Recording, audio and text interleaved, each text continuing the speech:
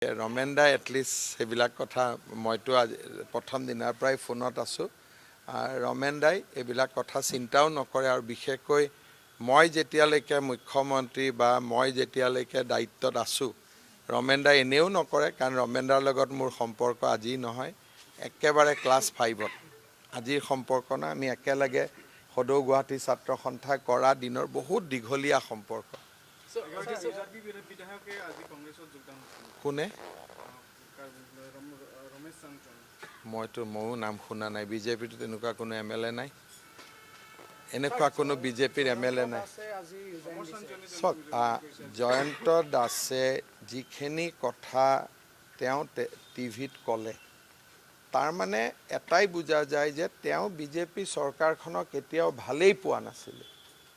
নহ'লে তেওঁ যিমান কথা তেওঁ কৈছে ইমান কথাটো ক'বই নোৱাৰিলেহেঁতেন। তাৰমানে আমাৰ দলে এটা সঠিক সিদ্ধান্ত লৈছে যে তেওঁৰ অধিকাৰ আছে, কিন্তু তেওঁৰ মনটো কেতিয়াও বিজেপিত নাছিলেই। কথাখিনিয়ে সেইটোৱেইটো প্ৰমাণ কৰে। সেইকাৰণে মই ভাবোঁ যে প্ৰথমতে যদিও আমাৰ কাৰ্যকৰ্তাসকলে পুৰণা মানুহে কেতিয়াবা প্ৰতিবাদ কৰিলে, বেয়া পালে, মনটো বেয়া কৰে, কিন্তু তেওঁ টেলিভিশ্যনত যিখিনি কথা ক'লে মই ভাবোঁ তাৰপিছত আৰু বিজেপিত থকাৰো স্ক'প নাথাকে। আৰু ভাল হৈছে, তেখেতক আমি শুভেচ্ছা জনাইছোঁ। তেখেতে ভাল ৰাজনৈতিক কেৰিয়াৰ এটা লওক, দিছপুৰত পাৰিলে জিকিও আহক, আমি শুভেচ্ছা জনাইছোঁ। মইতো চাওক, মোৰ মনটো এটাই কথা, ভোটটোতো পাব্লিকে দিয়ে, ভোটটোতো আমি নিদিওঁ। গতিকে ৰাইজে ভোট দিলে জিকিব, মই আগতীয়াকৈ শুভেচ্ছাও জনাইছোঁ।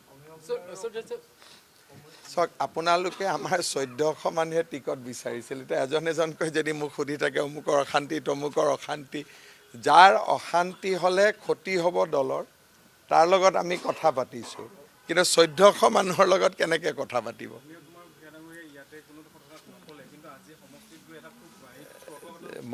মই এটাই কথা কৈছোঁ যে ইলেকশ্যন আহিলে বহুত ধৰণৰ হয়, কিন্তু আপোনালোকে যিমান চেষ্টা কৰিছে বিজেপিততো সিমান হোৱা নাই, হয় নহয়? ইমান এটা আপোনালোকে আজি 3 দিন ধৰি অবিৰত প্ৰয়াস এটা চলাই আছে যে ক'ৰবাত অফিচ জ্বলাইছে, ক'ৰবাত কিবা জ্বলাইছে। মইতো দেখাত আপোনালোকতো সফল হ'ব পৰা নাই নে পাৰিছে? যি নহওক, আপোনালোকে বিজেপিত কংগ্ৰেছৰখিনিতো নিজে দেখিছে, বিজেপিখিনি চাবৰ কাৰণে আপোনালোকেও বহুত প্ৰচেষ্টা চলাই আছে, হোৱাগৈতো নাই। গতিকে এইটো আপোনালোকৰ গোটেই কথাটো হ'ল আপোনালোক সফল হওক, তাকো মই আপোনালোককো শুভেচ্ছা জনাইছোঁ। Sir, despite the facing of the massive erosion by the Congress party, but that today Gaurav Gogoi said that the opposition. What fascination you have? Whoever will say wherever you ask me. So how I'll know who has said what? Whenever we have to react on somebody's statement, we will react. But otherwise, if we don't react, if you say he has said this, he has said that, I don't think that is the way we should function. আকৌ মই কেনেকৈ জানিম ভাই, কি সুধি থাকে আপোনালোকে? দিয়ক। আজি অকস্মাতে মাননীয় মুখ্যমন্ত্ৰী ডক্টৰ হিমন্ত বিশ্ব শৰ্মা মোৰ বাসভৱনত আহি উপস্থিত হৈছিলে আৰু তেখেতে ইতিমধ্যে গোটেইখিনি কথা ক'লে। পোনপ্ৰথমে তেখেতৰ যিটো সমষ্টি, জালুকবাৰী সমষ্টি, তাৰে সৰহসংখ্যক অঞ্চল মোৰ আগৰ পশ্চিম গুৱাহাটী সমষ্টিৰ অঞ্চল আছিল।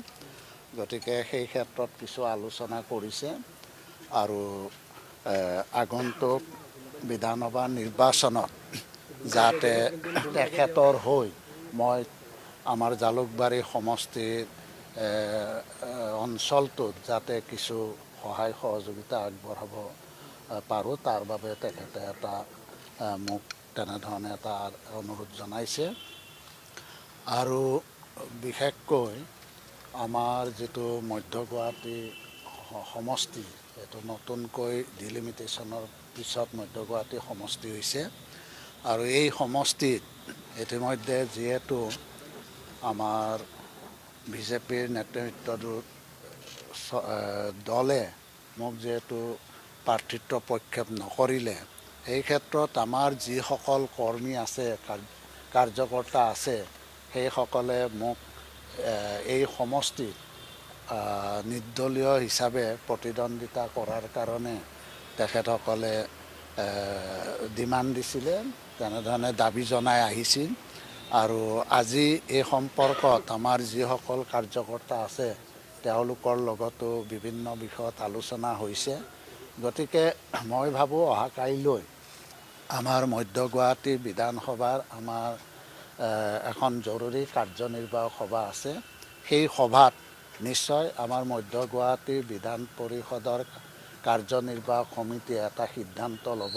মই ভাবোঁ যে যি সিদ্ধান্ত আমাৰ কাৰ্যকৰী কমিটিয়ে গ্ৰহণ কৰিব সেই সিদ্ধান্ত মই আগতেও কৈছোঁ, সেই ক্ষেত্ৰত মই নিশ্চয় তেখেতসকলৰ পৰামৰ্শ মই নিশ্চয় গ্ৰহণ কৰিম। ৰাইজে যদি বিচাৰে নিৰ্দলীয় প্ৰতিনিধিত্ব কৰাৰ ক্ষেত্ৰত আপুনি ৰাইজৰ পক্ষতে থাকিব নে মুখ্যমন্ত্ৰীৰ এই নাই, চাওক, এতিয়া আমি যিটো মিত্ৰজোঁটত আছোঁ আৰু যিহেতু মই অগপৰ প্ৰাথমিক সদস্য হৈ আছোঁ, গতিকে আমাৰ যিখন মধ্য গুৱাহাটী আমাৰ অগপৰ কাৰ্যকৰী কমিটি আছে, সেইখন কমিটিয়ে অহাকালি তেওঁলোকে এখন জৰুৰী বৈঠক দিছে।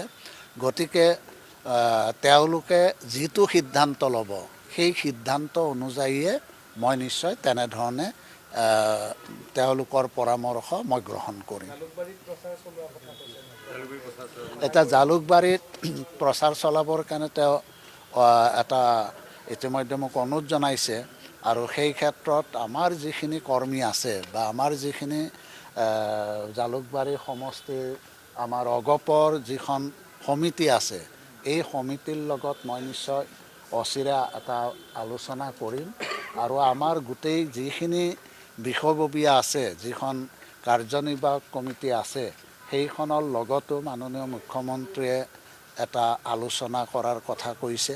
গতিকে কালিৰ সিদ্ধান্তটো হৈ যোৱাৰ পিছতে আমি বাকীখিনি কামখিনি বা কথাখিনি আগবঢ়োৱাৰ কাৰণে চিন্তা চৰ্চা কৰিছোঁ। এতিয়া যিহেতু গোটেই কথাখিনি আপুনি ক'লেই, এতিয়া দলীয় নেতৃত্বৰ প্ৰতি আপোনাৰ কিবা এটা ক্ষোভ আছে নেকি? 1985 চনৰ পৰা যিটো আপুনি গোটেই সমষ্টিটোত কাম কাজ কৰি আহি আছে, সেইটোতো স্বাভাৱিক কথা, ক্ষোভ থাকিবই।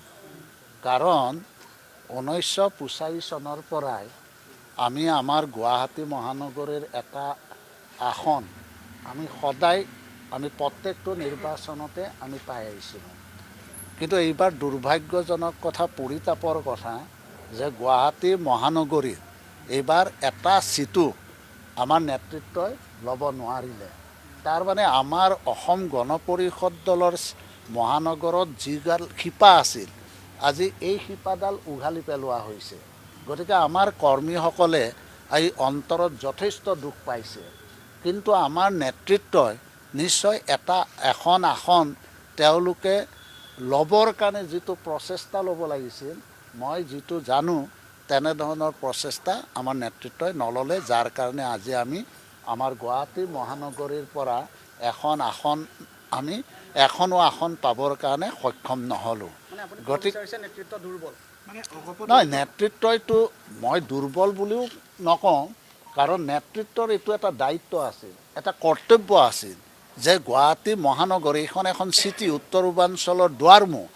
যদি এই মহানগৰ বা এই উত্তৰ পূৰ্বাঞ্চলৰ দুৱাৰমুখত যদি এখনো আমাৰ অগপৰ যদি এখন আসন নাথাকে, আমি যদি এখন ফ্লেগ উৰাব নোৱাৰোঁ, তেতিয়াহ'লেতো এইটো আমি কি বুলি ক'ম?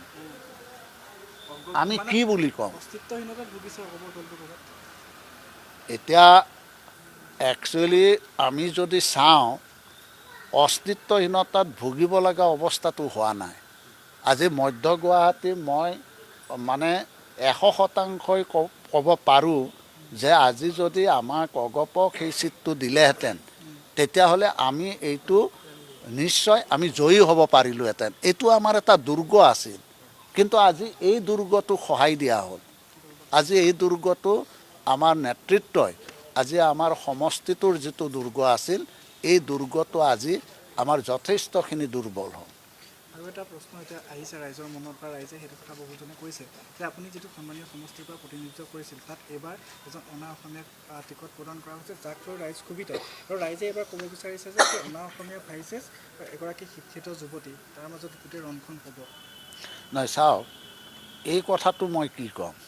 এই কথাটো ৰাইজে কৈয়ে আছে, আৰু এইটো কিয় হ'ল, কেনেকৈ হ'ল, এই কথাটো আমাৰ নেতৃত্বক সুধিব লাগিব, নেতৃত্বক সুধিব লাগিব। সামগ্ৰিকভাৱে যিটো অগপৰ তালিকা তাত এদিনতে বিজেপিৰ পৰা অহা মানুহে পালে আৰু বছৰ বছৰ ধৰি যি টেক্স স্বীকাৰ কৰি আহিছে অগপৰ সেইসকল বঞ্চিত হ'ল আপোনাৰ নিচিনা ব্যক্তি। সেইবিলাকেই আমাৰ কাৰণে দুৰ্ভাগ্যজনক কথা। আজি যিকেইটা সমষ্টিত, দুই এটা সমষ্টিত আজি ধৰক সেই সমষ্টিটো দিনে নিশাই আমাৰ কৰ্মীসকলে কাম কৰিছিল। আমাৰ কৰ্মীসকলে কাম কৰাৰ পিছত, দিনে নিশাই কাম কৰাৰ পিছত, ইমান এটা ত্যাগ স্বীকাৰ কৰাৰ পিছতো আজি ওপৰতে মানে একেদিনাই মানে এটা বেলেগ দলৰ পৰা আহি অগপত জইন কৰি, যোগদান কৰি টিকেট এটা লাভ কৰিব, সেইটো আমাৰ কাৰণে দুৰ্ভাগ্যজনক নহয় জানো? ঠিক তেনেদৰে যিটো খিলঞ্জীয়াৰ যিটো ৰূপ বা আন্তৰিকতাবাদৰ যিটো ধ্বজা বহন কৰি আছে, তেনেদৰে এনেধৰণৰ যি AIUDFৰ বিধায়ক আদৰাৰ যিটো কাৰ্য, সেই কাৰ্য সমান্তৰালভাৱে সমালোচিত হৈছে। নহয়, চাওক, এতিয়া সংখ্যালঘুৰ যিখিনি আসন আছে, সংখ্যালঘুৰ আসন যে AGPয়ে ল'ব নালাগে মই এইটো নকওঁ, কাৰণ আমি এটা ধৰ্ম নিৰপেক্ষ এটা দল।